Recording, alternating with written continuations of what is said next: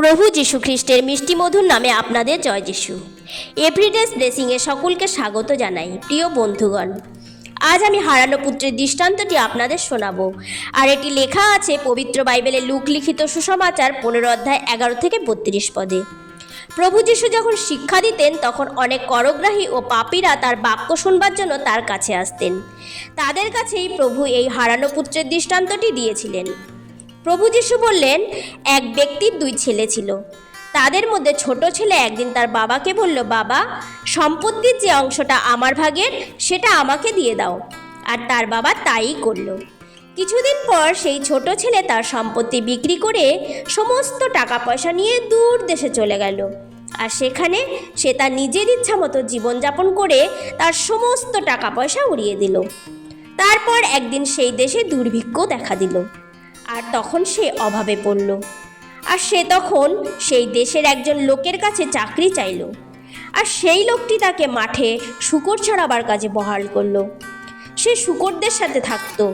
শূকরেরা যে শুটি খেত সে তাকেই তার পেট ভরাতে চাইতো, কিন্তু কেউ তাকে সেটাও দিত না। একদিন তার চেতনা হলো। তখন তার বাবার কথা মনে পড়ল যে সে তার বাবার কাছে কত ভালোই না ছিল। সে মনে মনে বলল, আমার বাবার বাড়িতে মজুরেরা কত বেশি খাবার পায়, আর আমি এখানে খিদেতে মরছি। আমি যাই, আমার বাবার কাছে ফিরে যাই। বাবার কাছে গিয়ে বলবো, বাবা, আমি ঈশ্বরও তোমার বিরুদ্ধে পাপ করেছি। এখন কেউ যে আমাকে তোমার সন্তান বলে তার যোগ্য আমি নই। তোমার একজন মজুরের মতো আমাকে রাখো। আর এই সকল চিন্তা করার পর সে তার বাবার কাছে ফিরে এলো। আর সে যখন আসছে তখন দূর থেকেই তার বাবা তাকে দেখে মমতা হলো। তার বাবা তার কাছে দৌড়ে গেল এবং তাকে জড়িয়ে ধরে তাকে চুম্বন করলো। তখন ছেলেটি তার বাবাকে বলল, বাবা, আমি ঈশ্বরও তোমার বিরুদ্ধে পাপ করেছি। তোমার ছেলে হবার যোগ্য আমি নই। কিন্তু তার বাবা তার দাসদের বললেন, সবচেয়ে ভালো জামাটা এনে ওকে পরিয়ে দাও, হাতে আংটি দাও, পায়ে জুতো দাও। এসো, আমরা আনন্দ গান করি, খাওয়া দাওয়া করি, কারণ আমার এই ছেলেটি মরে গিয়েছিল, আবার সে বেঁচে উঠেছে, হারিয়ে গিয়েছিল, এখন তাকে পাওয়া গেছে। সেই সময় তার বড় ছেলেটি মাঠে ছিল। সে যখন বাড়িতে ফিরছিল তখন সে বাড়িতে গান বাজনার আওয়াজ শুনতে পেল। সে তখন একজন চাকরকে জিজ্ঞাসা করলে, এসব কী হচ্ছে? তখন সেই চাকরটি তাকে বলল, আপনার ভাই সুস্থ অবস্থায় বাড়ি ফিরে এসেছে বলে আপনার বাবা বাড়িতে এত গান বাজনা এবং ভোজের আয়োজন করেছেন। তখন বড় ছেলেটি রাগে বাড়ির ভেতরে যেতে চাইল না। এতে তার বাবা বেরিয়ে এসে তাকে ভিতরে যাবার জন্য সাদাসাদি করতে লাগলো। তখন বড় ছেলেটি তার বাবাকে বলল, বাবা, এত বছর ধরে আমি তোমাদের সেবা করেছি, কখনো তোমার অবাধ্য হইনি। তবুও আমার বন্ধুদের সাথে আমোদ প্রমোদ করার জন্য কিছুই দাওনি। কিন্তু তোমার ছোট ছেলে তার নিজের ভাগের সম্পত্তি বিক্রি করে সমস্ত টাকা পয়সা নিয়ে আনন্দ ফুর্তি করে উড়িয়ে দিয়েছে। আর সব কিছু শেষ হবার পর সে ফিরে এসেছে, আর তুমি তার জন্য খুশি হয়ে বাড়িতে আনন্দ অনুষ্ঠানের আয়োজন করেছো। তখন তার বাবা তাকে বলল, বাবা, তুমি তো সবসময় আমার সঙ্গে সঙ্গে আছো। আমার যা কিছু আছে সবই তো তোমার। এখন আমাদের আনন্দ করা উচিত, কারণ তোমার এই ভাই মরে গিয়েছিল, আবার বেঁচে উঠেছে, হারিয়ে গিয়েছিল, আবার তাকে পাওয়া গেছে। প্রিয় বন্ধুগণ, এই হলো হারানো পুত্রের গল্প। আজ এই গল্প থেকে কিছু শিক্ষা লাভ করব। প্রিয় বন্ধুগণ, যখন ছেলেটি তার বাবার কাছ থেকে তার ভাগের সম্পত্তি নিয়ে চলে এসেছিল, সেদিন সে তার বাবার কথা চিন্তা করেনি। সে মনে করেছিল সে নিজের মতো করে জীবনযাপন করবে। তার কাজের জন্য তার বাবা কতটা দুঃখ পেতে পারে সে সেটা ধারণাও করতে পারেনি। সে ভাবল তার কাছে সম্পত্তি আছে, বন্ধুবান্ধব আছে, সে আনন্দ ফুর্তি করে ভালোভাবেই জীবন কাটাবে। কিন্তু একদিন তার জীবনে সংকট নেমে এলো।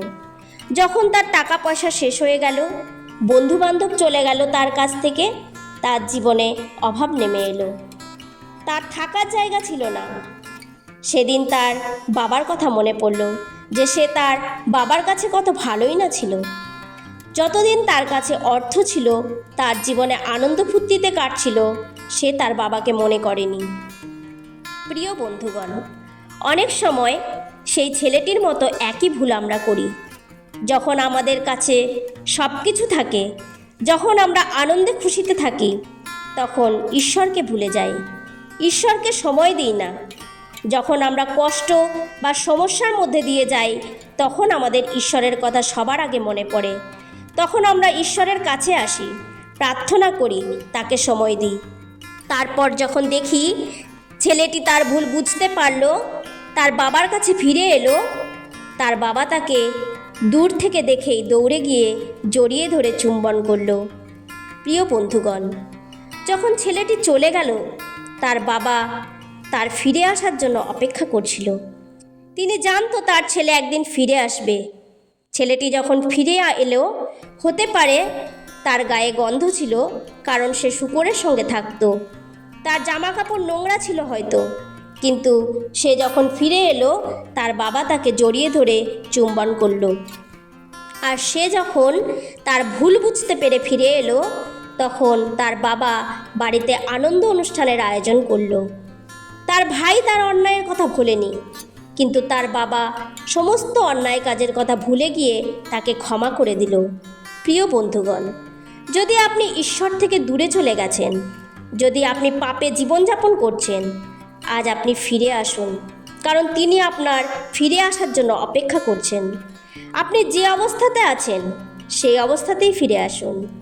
আপনার আশেপাশের লোকেরা, সমাজের লোকেরা আপনাকে মনে করতে পারে আপনি অপরাধী, কিন্তু যিনি আপনার জন্য অপেক্ষা করছেন তিনি আপনাকে ক্ষমা করবেন, আপনাকে জড়িয়ে ধরবেন। যেমন সেদিন ছেলেটি ফিরে এসেছিল বলে তার বাড়িতে আনন্দ অনুষ্ঠান হয়েছিল, সেরকম আজ যদি আপনি ফিরে আসেন, স্বর্গদূতেরা আপনার জন্য আনন্দ করবে। ঈশ্বর আপনাকেও বলবে, আমার এই সন্তানটি হারিয়ে গিয়েছিল, এখন ফিরে পেয়েছি। এই বাক্যের দ্বারা ঈশ্বর আপনাকে আশীর্বাদ করুন। আসুন প্রার্থনা করি। হে সর্বশক্তিমান জীবন্ত পিতা, তোমায় ধন্যবাদ আজকের দিনের জন্য। পিতা, যারা তোমার থেকে দূরে চলে গেছে, তোমাকে ভুলে গেছে, সেই হারানো পুত্রের মতো তারা যেন নিজেদের ভুল বুঝে ফিরে আসে। এই প্রার্থনা পিতা তোমার পুত্র প্রভু যিশুর নামে চাই। আমেন।